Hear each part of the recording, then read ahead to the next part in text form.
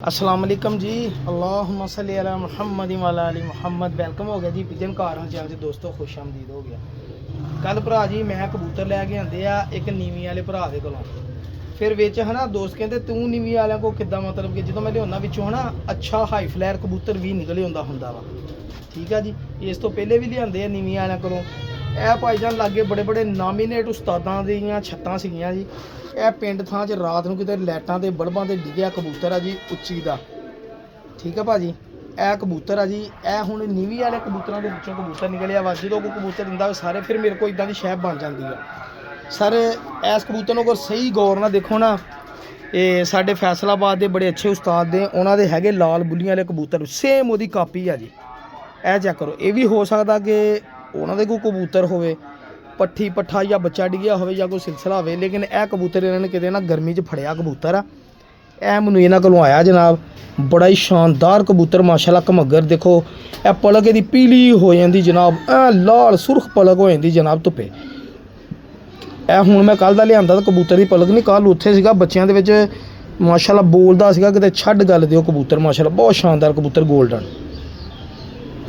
यह जिहड़ा इनू तुसी संधूरी पलकां वाला कबूतर है जी गोल्डन, बड़ा ही शानदार कबूतर है। अगर किसी भरा की समझ आए, मैं किसी दोस्त भरा का शौक करा दी है कल जौंसरे गोल्डन कबूतर का। कबूतर बड़ा तगड़ा भरा जी। ये आ चेक करो, देखो पल्ले भी यह पुराना रंग भी लगा होया जनाब। यह देखो पुराना रंग लगा फरोजी। हेलो यह क्रीज पे आ कबूतर। यह दुम चेक करो जी, बड़ा ही वड्डा कबूतर आ भरा जी, बड़ा ही वड्डा कबूतर। इदां दा एक होर भी मेरे को पिया, मैं तुहानूं उहदा भी शौक कराउणा वा। यह चेक कर लो, अगर किसी भरा ने लेना हो, मैं कहा चलो किसी देखो पार तिन्ने आखिर ले। यह देखो माशाल्लाह, ये लो फिर दुम देख लो, दुम च सेंटर च पत्तर एक काला बड़ा वड्डा कबूतर है भरा जी। तुहानूं छड्ड के शौक कराउणा, तुहानूं अंदाजा हो जाएगा जी काहतों अच्छा कबूतर कहण दिया साकी भाई। देखो खलोनियां कबूतर में चेक करो भाईजान, चंगी शै लियाई दी है तो कोशिश करदी चंगी दईए। कबूतर अच्छा वा, तगड़ा कबूतर आ और चंगा कबूतर आ। इन्होंने की इन्होंने तो नीवी वाले ना क्रॉस पवाई जाने होंगे जनाब। ठीक है जी, समझ आए तो लै लियो कबूतर चंगा। सेम भाजी इसे कैटागरी का यह फ्रांसा कबूतर है जी मेरे कोल। देखो ना फर्क अखां च पलक च, वो गोल्डन टैप आ।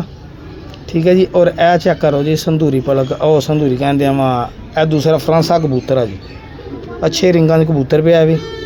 मैं क्या फ्रांस इको जे दोस्तों कबूतर दी अगर किसी भरा समझ, ए पुराने देसी कबूतर ही, बहुत पुराने कबूतर, बहुत चंगा कबूतर, तगड़ा। यह बहुत तगड़ा कबूतर मेरे को, भी तकरीबन साल का इस कबूतर में मेरे को हो गया। यह भी वेल है, देखो सुनहरी पल्लियां वाला क्रीज पे आ कबूतर, क्योंकि सौन भादो चलन दी पार झाड़ के नवे लैस करन दे कबूतर बड़े तगड़े आ। मैं क्या दोस्तों जौंसरे दिए, क्योंकि मेरे को बहुत ज़्यादा जौंसरियां दे जोड़े लागे आ, मुकम्मल हो गए माशाल्लाह।